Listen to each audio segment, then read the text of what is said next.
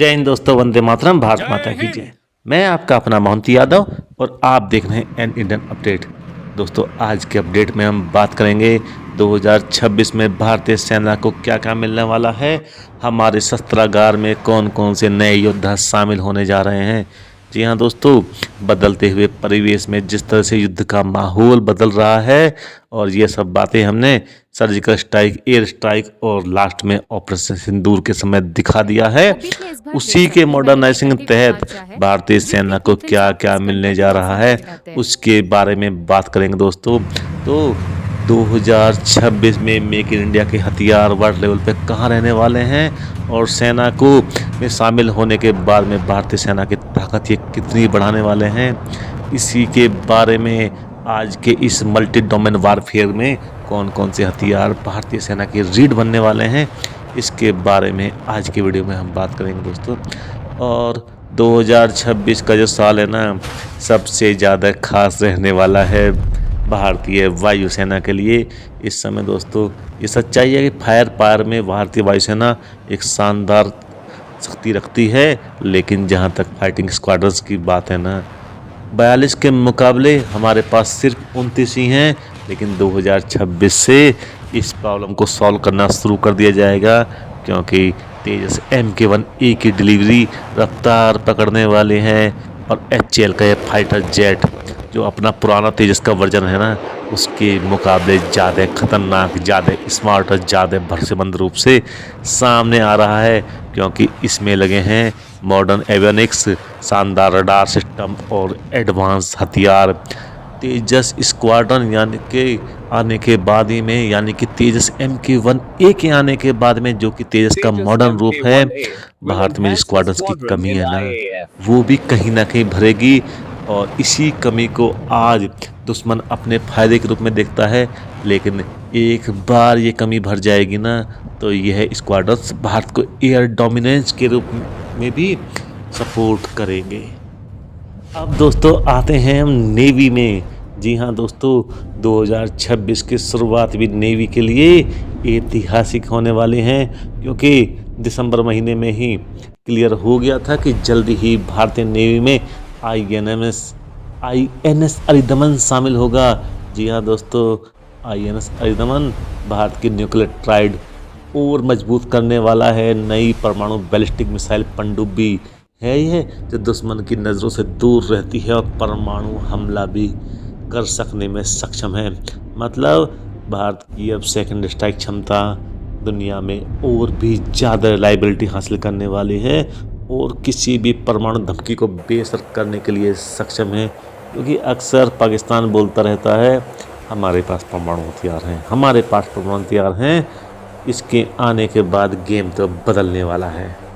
अब दोस्तों, लड़ाई में सिर्फ फाइटर्स की ज़रूरत नहीं होती है, कैरियर्स की ज़रूरत भी होती है जो ट्रांसपोर्टेशन कर सके।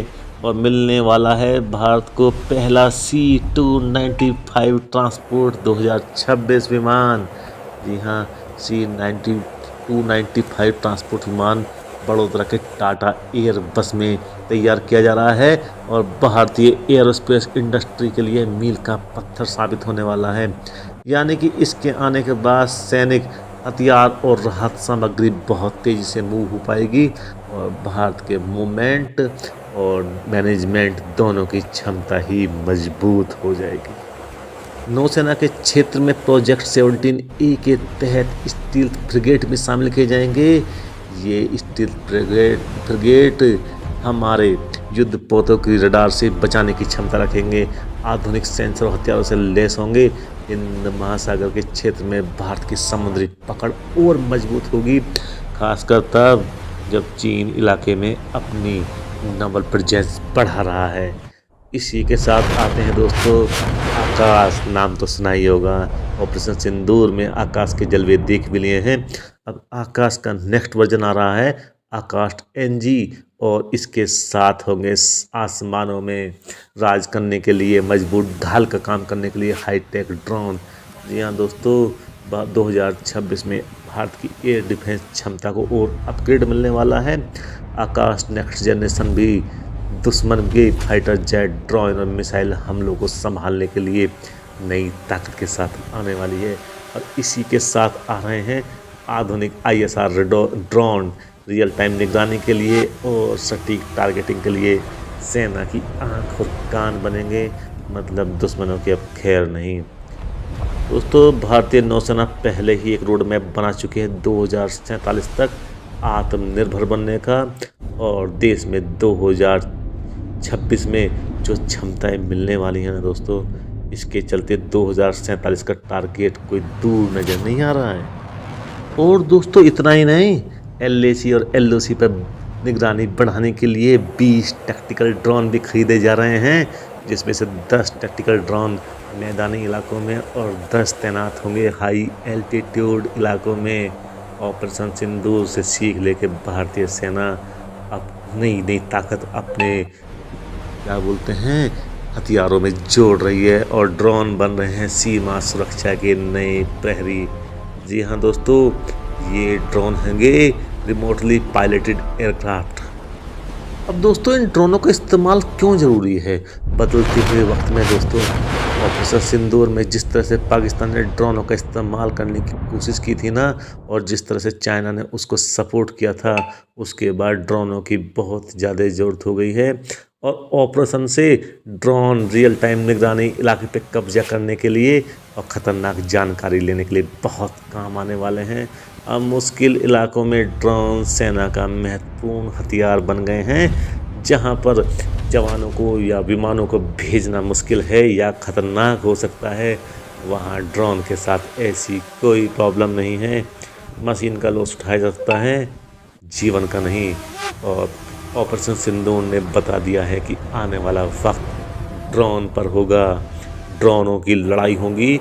और सबसे अच्छी बात है, भारतीय सेना ड्रोनों के साथ कंफर्टेबल है और अपने ड्रोनों के जखीरे को लगातार बढ़ा रही है। और उससे भी बड़ी बात है, ज़्यादातर ड्रोन अब भारतीय कंपनियां बना रही हैं और भारतीय कंपनियों से खरीदे जा रहे हैं। जी हाँ दोस्तों, सीमा पे इंटेलिजेंस के लिए, सर्वेलेंस के लिए, रैकी के लिए ये ड्रोन हमेशा काम आने वाले हैं दोस्तों। जी हाँ, 2026 में बहुत कुछ बदलने वाला है सेना के हथियारों के लेवल पर। अब दोस्तों आते हैं K5 पर। जी हाँ, एक ऐसी मिसाइल जिसे बताया जा रहा है ब्रह्मोस और अग्नि 5 से भी आगे। दोस्तों ब्रह्मोस और अग्नि 5 के बारे में तो आप जानते ही हैं। ब्रह्मोस ने तो अपने जलवे ऑपरेशन सिंदूर में खूब दिखाए हैं, और अब इन तीनों के साथ मिलकर के K5 बनाने वाली है एक नई ताकत, जिससे दुश्मनों का कांपना और उनका नेस्त नाबूद होने में कोई डाउट नहीं रहने वाला है। दोस्तों इन तीनों के अलग अलग काम हैं, तीनों की सीधे तौर पर तुलना नहीं कर सकते दोस्तों।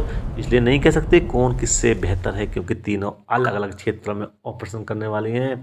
दोस्तों K5 एक सबमरीन से लॉन्च होने वाली न्यूक्लियर बैलिस्टिक मिसाइल है, जबकि ब्रह्मोस एक पारंपरिक सुपरसोनिक क्रूज मिसाइल है।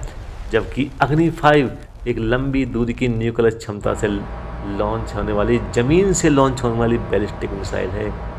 इनके काम एक दूसरे से नहीं मिलते, क्योंकि हर किसी की एक अलग मिशन के लिए अलग तरह से डिज़ाइन किया गया है। लेकिन दोस्तों K5 भारत का समुद्र में भविष्य तो है ही दोस्तों। 5000 से 6000 किलोमीटर तक की रेंज वाली K5 अरिहंत क्लास से जुड़ी पनडुब्बियों से जुड़ी K15 और K14 मिसाइल से ज़्यादा कारगर रहने वाली है। यह रेंज पनडुब्बियों को ना समुद्र यानी कि हिंद महासागर के गहरे पानी में रखते हुए भी अपने लक्ष्यों तक सटीक निशाना लगाने में सक्षम होगी। दोस्तों K5 भारत की समुद्री ताकत को बहुत मजबूत करने वाली है, जबकि अग्नि 5 जमीन से आसमान तक हमला करने वाली मिसाइल होगी। यार दोस्तों इन तीनों ही मिसाइलों के बारे में मैं आपके लिए अलग से एक वीडियो लेकर आऊँगा, और उस वीडियो में इन तीनों ही मिसाइलों के पावर के बारे में मैं आपको बताऊंगा। दोस्तों और भी बहुत कुछ है वीडियो के बारे में, लेकिन इस वीडियो को ज़्यादा लंबा नहीं करेंगे दोस्तों। मैं इस वीडियो को, आज की वीडियो को यहीं पर समाप्त करूंगा। अगर आपको वीडियो पसंद आया है ना, आप वीडियो को लाइक करें, सब्सक्राइब करें और कमेंट सेक्शन में अपनी प्रतिक्रिया देना ना भूलें। इसी के साथ दोस्तों मैं इस वीडियो को समाप्त करता हूँ। जय हिंद दोस्तों, वंदे मातरम, भारत माता की जय।